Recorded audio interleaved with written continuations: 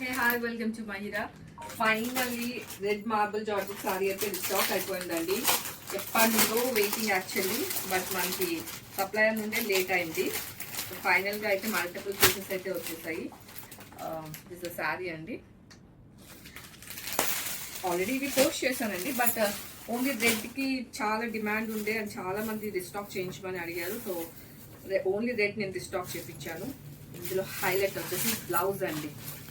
So last time వీడియోలో కూడా నేను చూపించాను. బ్లౌజ్ అనేది మనకి ఫ్రంట్ నెక్ బ్యాక్ నెక్ రెండు కూడా వర్క్ వస్తుందండి. అది సేమ్ టైం స్లీవ్స్ కూడా మనకి వర్క్ వస్తుంది.